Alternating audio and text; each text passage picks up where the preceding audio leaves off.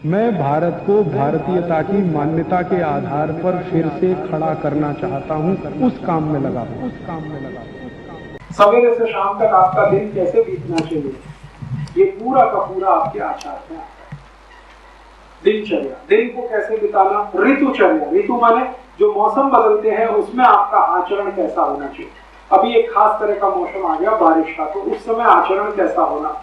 बहुत ठंडी का मौसम आ गया तो आचरण कैसा होना, और बहुत गर्मी का मौसम आ गया तो आचरण कैसा होना। तो ऋतु के आधार पर सबसे मुख्य आधार है ऋतु, तो ऋतुचर्या उसको कहा गया।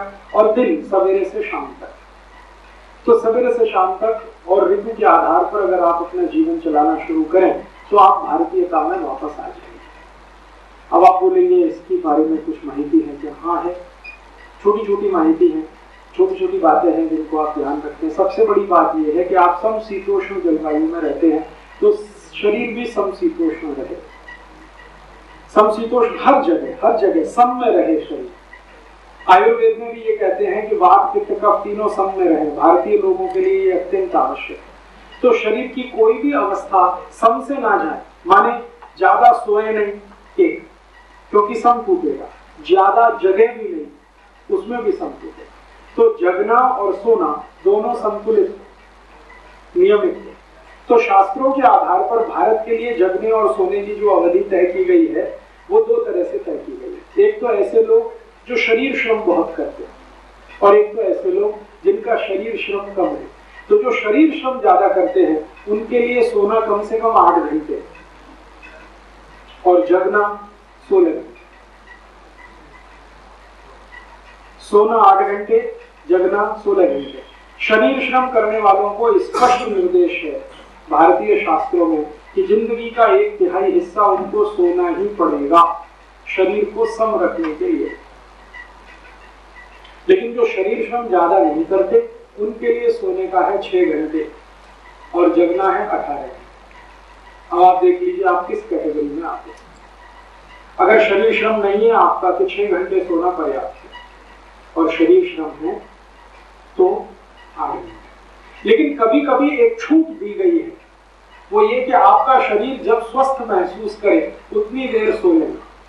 ये तीसरी एक कैटेगरी बनेगी, लेकिन ये सभी के लिए नहीं है। जब आप कोई बीमारी की स्थिति में हैं, कोई रोग की स्थिति में हैं, तो जब तक आपका शरीर स्वस्थ महसूस ना करे तब तक सोएं, और जब स्वस्थ महसूस करे तो जगें। वो बीमारी की स्थिति है तीसरी वाली। स्वस्थ होने की स्थिति 8 और 6 घंटे की, श्रम करने वालों को 8, नहीं श्रम करने वालों को 6। और बीमारी की स्थिति में जब तक आप सोएं और महसूस करें स्वस्थ, वहां तक तो 10 घंटे भी हो सकता है, 12 घंटे भी हो सकता है।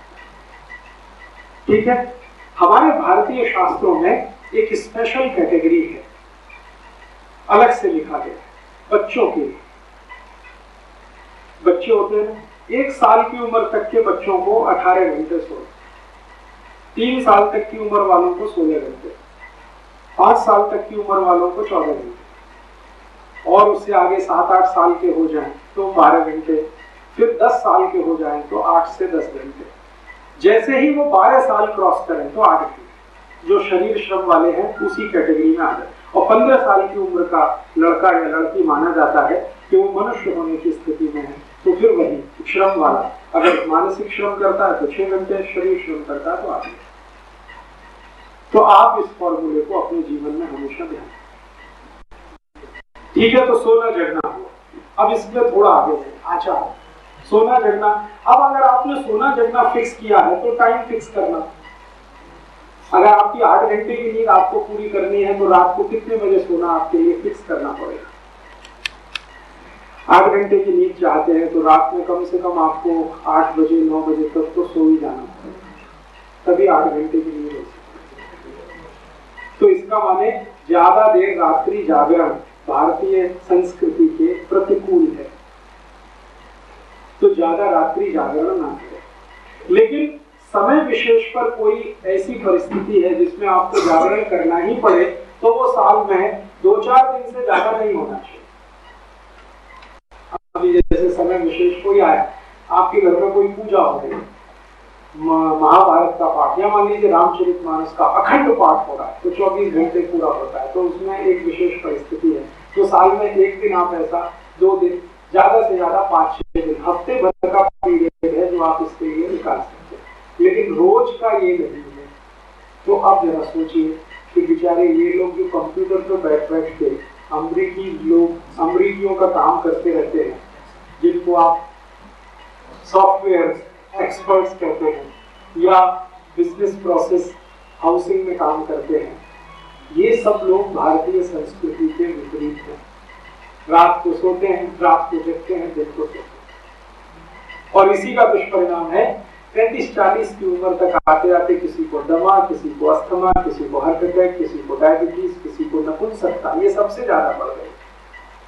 मैं होम्योपैथी का डॉक्टर भी हूँ और निःशुल्क प्रैक्टिस करता हूँ सेवा के, तो मेरे पास मैक्सिमम केसेस आते हैं, मैं आपको बता रहा हूँ, ऐसे डॉक्टर बताना नहीं चाहिए, वो नपुंसकता क्या, और मैक्सिमम कैटेगरी जो है वो इन्हीं लोगों की है जो सॉफ्टवेयर में, बिजनेस प्रोसेस हाउस में और आउटसोर्सिंग के काम में लगे, पति और पत्नी दोनों। पत्नी 35 साल की है, पति 40 साल का है, 10 साल शादी हो गई, बच्चे नहीं हो रहे, और वो कहते हैं जी राजीव भाई, वो धीमे से बोलते हैं कोई ऐसी दवा बताओ कि अपनी पत्नी को संतुष्ट कर सके।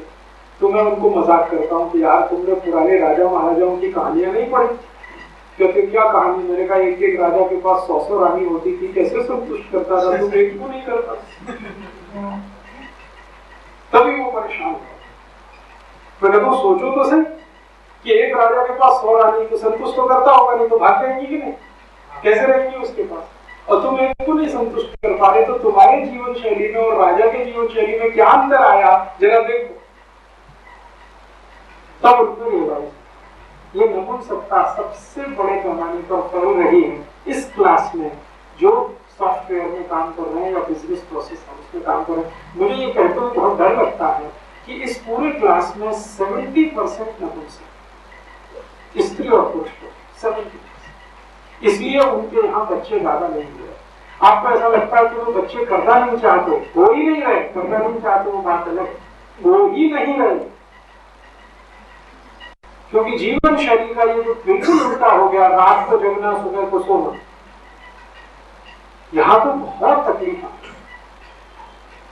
तो भारतीयता में अगर रात को आप सोते नहीं और दिन में आपको सोना 4 से 5 के बीच, कोशिश करिए अगर इसको फॉलो करें।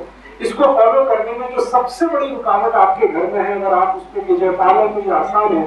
टेलीविजन, अगर टीवी का कनेक्शन काट सकें, या तो कंट्रोल आपका इतना हो कि हम जब चाहेंगे तभी स्विच ऑन होगा, नहीं तो कोई बात ही नहीं है, तो आप इस पर काबू कर सकते हैं। और आपके बच्चे भी आपको देखकर करें। टीवी रखिए लेकिन कंट्रोल रखिए रिमोट पर, और अगर कंट्रोल नहीं है तो कनेक्शन काटिए। उसमें कुछ दुविधा मत पाइएगा कि कनेक्शन काटेंगे तो दुनिया से पिछड़ जाएंगे, ऐसी उसमें कोई बात नहीं आ रही है कि आप दुनिया से आगे निकल जाए। उसको देखिए जो पिछड़ने की कल्पना आपके है, कोई जानकारी ऐसी नहीं आ रही है जो आपको दुनिया से आगे निकालती हो, तो पिछड़ने का डर क्यों? दोस्तों, सबसे पहले तो चैनल सब्सक्राइब करें, फिर लाइक, कमेंट और शेयर करें, और हाँ, हमारा एंड्रॉयड ऐप डाउनलोड करना ना भूलें। दोस्तों, वीडियो अच्छी लगी हो तो लाइक और सब्सक्राइब जरूर करके जाएं।